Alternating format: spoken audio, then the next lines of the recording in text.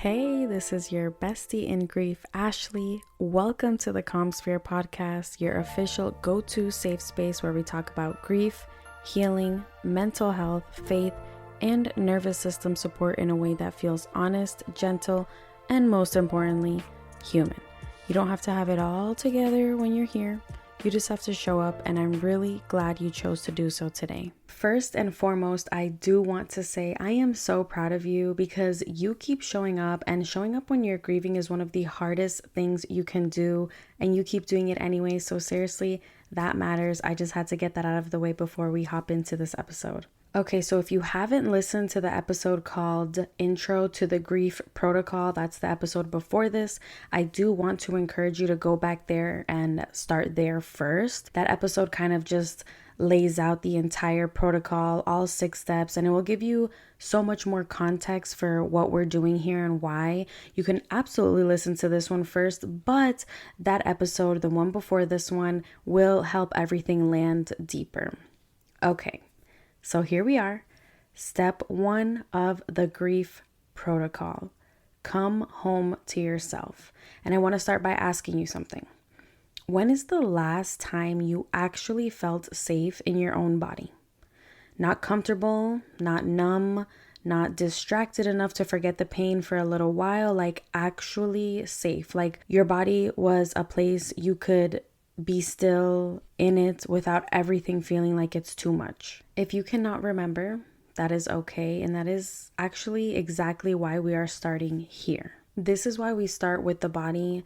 The thing about grief that took me a long time to understand is that you can't think your way through it. You can't journal your way through it. You can't pray your way through it. You can't talk therapy your way through it if your body is still stuck in survival mode. And while yes, all those things help, you do need to address the body. Your mind cannot process and grieve the right way or an effective way, because there is no right way, an effective way if your body is still stuck in survival mode. So every other tool in this protocol, every step that comes after this one requires this foundation first. Your nervous system has to feel some level of safety before it can let you actually process anything. So think of it this way. If your house is on fire, you are not sitting down to read a book, right?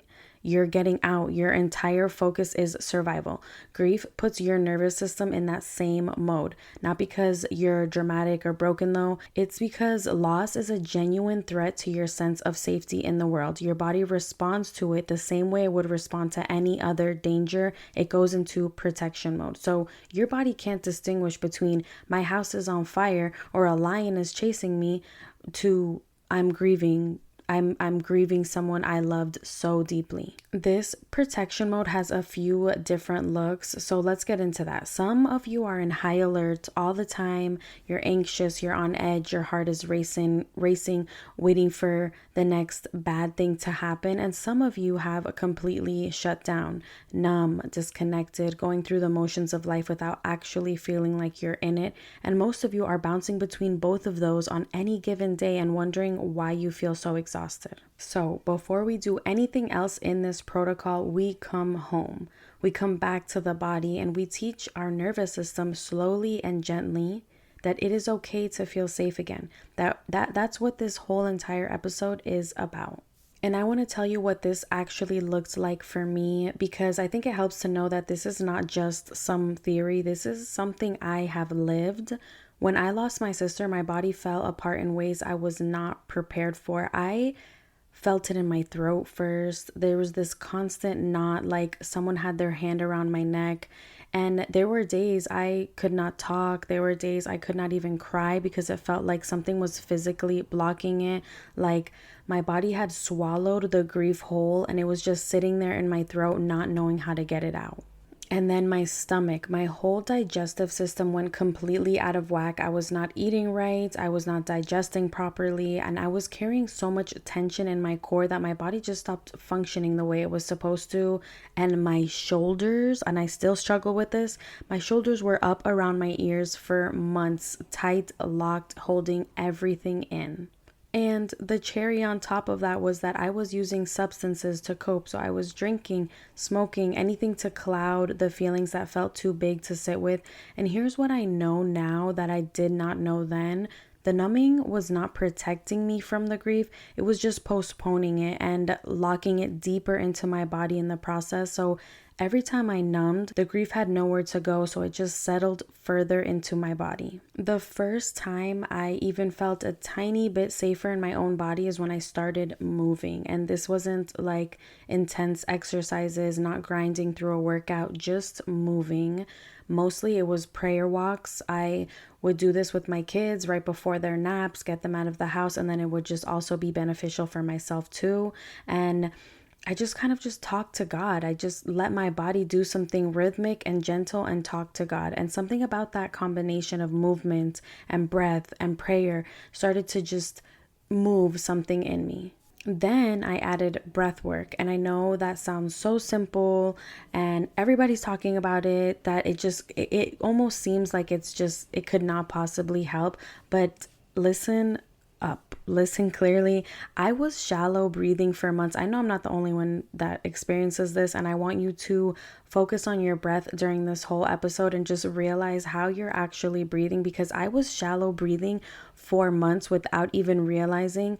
I was just taking these tiny little breaths in my chest, barely getting oxygen to my brain or my body. And when you're not breathing properly, you're essentially telling your nervous system that there is not enough. There's not enough air, not enough safety, not enough room to be okay. And your anxiety increases. Your body can't process emotions properly, and everything just gets harder. The first time after my sister passed away that I actually took a slow, intentional, deep breath and let it out fully, I cried. And not because it hurt or because something in me was just not because I was suffocating myself physically. It was because something in me finally had enough space to release. And that is what we're doing today. We are making space for that.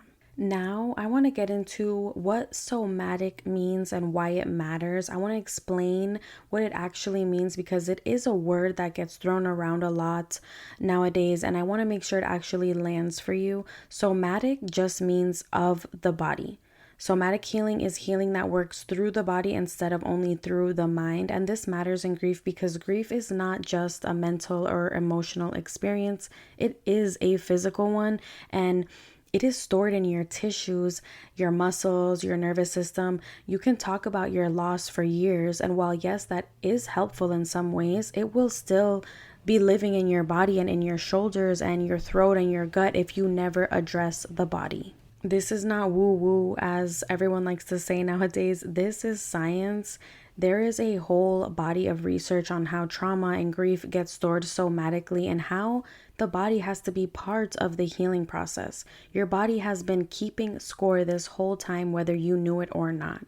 So when we talk about coming home to yourself, we are talking about coming back into your body, noticing what is there, not fixing it or forcing it, just being present to it, because presence is where healing begins. Let's take a quick pause. I just want to remind you, if this podcast is helpful to you and you are enjoying it, please leave a 5-star review. It would mean so much to me. And don't forget, send this to someone who you think they might need to hear this, or it might benefit them in some way. Also, in the show notes, I am attaching a free 1-page guide that is basically your companion to this episode. It is a quick reference guide to everything we're about to learn here, the 3 gentle, doable daily practices designed to help you start coming back to your body after loss. You can find it in the show notes. There will be a link there. All you have to do is click it. It will redirect you. Put your email in, and then you can download it. You can add this as your wallpaper on your phone. You can print it. You can just keep it and save it as a file, but just use it as a reminder for this daily practice. Okay, back to the episode. All right, before we get into the guided practice, I want to teach you the breathwork technique we're going to use together, because I want you to understand what it is doing in your body before we do it, so that when you feel something shift, you understand why. This technique is called the physiological sigh. And I want you to know that this is not something I made up. This is backed by research out of Stanford medicine. Scientists have actually studied this specific pattern of breathing and found that it is one of the fastest ways to reduce stress and anxiety in real time, like within seconds. It works by rapidly resetting the nervous system and activating what is called your parasympathetic system, which is your rest and digest mode, the mode your body has been desperately trying to find since your loss. Here's how it works. You're going to take one deep inhale through your nose, a full breath, and then before you exhale, you're going to take a second short sip of air through your nose right on top of that first breath. And then when you release it, all in one long, slow exhale through your mouth with an audible sigh. So that's like, like really make that sound of sighing. Just let it all out. The sigh is not to be dramatic. It is physiological. It is your nervous system literally releasing tension through sound and breath at the same time. So it goes like this. Deep inhale through the nose. Short second sip through the nose right on top. And then a long, slow exhale through the mouth with a sigh. We're going to do this together in just a moment, and we are going to pair it with something else, prayer. Because for me, breathwork and prayer are not two separate practices. They are one. When I am in my breath, I am talking to God. I am inviting him into the stillness with me because Psalm 46 says it, be still and know that I am God. That is not a suggestion to have everything together. That is an invitation to just stop. Breathe and let him in. So that's exactly what we're about to do right now. You can do this practice basically anywhere. If you are driving, just skip the part where I say close your eyes, focus on driving. And if you're not able to fully immerse yourself into this guided practice, you can also just listen through it, but save it and come back to it. So, you can really feel the benefits of all of it when you are completely still. All right. So for the people who are able to just pause, I want you to do this with me right now. You can lie down, you can sit in a chair, sit on the floor, whatever feels right for you. Just get comfortable and make sure you're not going to be interrupted for the next few minutes. Go ahead and close your eyes if that feels safe for you. If not, just let your gaze go soft, looking gently downward. Take a moment to just arrive here. You do not have to be anywhere else right now. You do not have to figure anything out or feel anything in particular. You just have to be here. That is enough. Now let's learn the breath together first before we go into the full practice.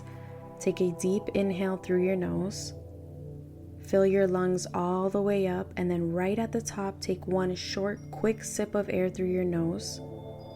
And then let it all go through your mouth in one long, slow exhale with a sigh. Let the sound out and really let it go. Do that one more time on your own. Deep inhale, short sip on top, long, slow sigh out through the mouth. Take your time. Good. Now we are going to move into the full practice. I'm going to speak over you gently, and I want you to breathe and receive these words. Do that same exact breathing technique over and over again until this practice is over. Let these words land in your body, not just in your mind. You are safe right now in this moment. Whatever you are carrying today, you do not have to carry it alone. God sees you exactly where you are, and he is not waiting for you to get it together before he shows up. He is already here, in this room, in this breath. Inhale deeply, sip on top, and sigh it out slowly. Your grief is not a sign that your faith is weak. It is a sign that you loved deeply, and love like that is never wasted, not even when it hurts like this. Especially when it hurts like this. You are not behind in your healing. There is no timeline you are failing to meet.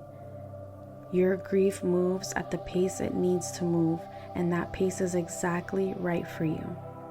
Give yourself permission to be exactly where you are today. Keep breathing. Inhale deeply through the nose, short sip on top, long, slow sigh out through the mouth. The person you lost knew they were loved by you. Whatever was left unsaid, whatever was unfinished, love does not need a perfect ending to be real. It was real and it still is. Keep breathing. You are allowed to fall apart sometimes. You are allowed to have hard days and hard weeks and hard seasons.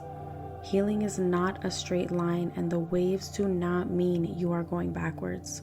They mean you are human, and God holds every human moment of this with you. One more breath now. Make it a big one. Deep inhale through the nose. Short sip right on top. And one long, beautiful sigh out through your mouth. Let your whole body release with it. You are not alone in this. You have never been alone in this. And the fact that you are here, that you showed up today, that is your person cheering you on from wherever they are. That is God saying, I see you. Keep going. When you are ready, gently blink your eyes open. Take a moment before you move. Notice how your body feels right now. You do not have to feel dramatically different. Even 1% softer is enough. That 1% is the whole beginning. Welcome home. What a beautiful practice. Now I want to talk about how to bring this into your actual daily life, because one practice during a podcast episode is amazing, but it is the repetition that actually rewires things. So here's what I want you to start with.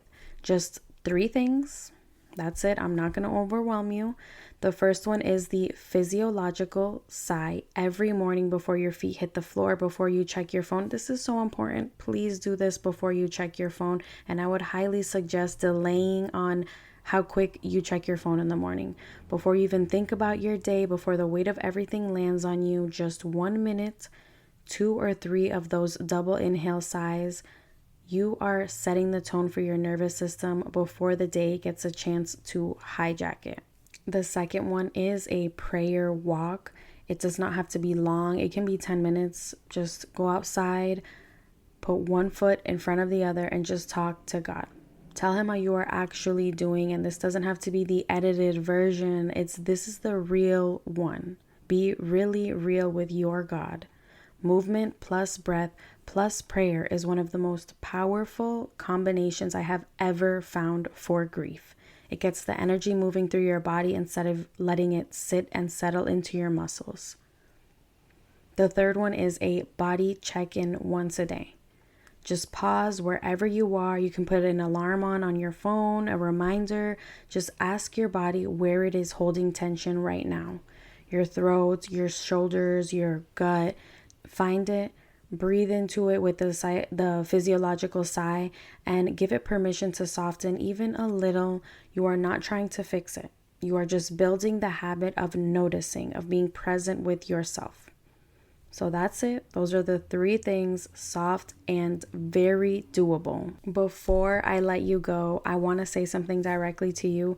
Coming home to your body after grief is one of the bravest things you will ever do, because your body is where the pain lives, and choosing to go back in there instead of continuing to run from it takes real courage. It is not going to feel good at first. I want to be honest with you about that. When you first start getting still, things might actually feel more intense before they feel better. You might feel a little more anxious. You might feel those thoughts racing a little bit more.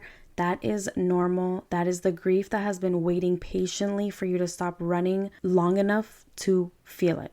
And the feeling of it, as scary as it sounds, is actually the beginning of the moving through it. You are not being asked to feel everything at once. It's just a little at a time, just one breath at a time, just today. When I started coming home to my body, I did it messy and imperfect. Some days the prayer walks were just me crying or just me in my head. Sometimes they were even silent. God understands our silence as well. Some days the breath work felt pointless, but I kept coming back. And slowly something started to shift in me. My throat started to loosen, my shoulders started to drop, my body started to feel less like a place where I was trapped and more like a place I could live in again. And that is 1,000% available to you too. I promise. Your person would want you to come home to yourself. They would want you to take care of this body, to breathe, to move, to heal. Honoring them means staying present in the life you still have. And it starts right here, right in your body, right in your breath. In the next episode, we're going into step 2 of the protocol, feel it to heal it. Now that we have started to regulate the nervous system and come back into the body, we go a little deeper. So we're going to be talking about what it actually means to feel your grief somatically, where it lives, and what it is trying to tell you, and how to be with it without being overwhelmed by it. So if you have been numbing or avoiding your feelings in any way, that episode is going to be a really important one for you. I cannot wait for you to listen to it because I really think it's going to help you. So remember, if something here helped, that means your nervous system felt a little safety today. Follow the CalmSphere podcast, leave a 5-star review if you loved this episode, and tell me what you're taking with you. Remember, by listening, you are taking one step toward the life you deserve. I'll meet you right here next time.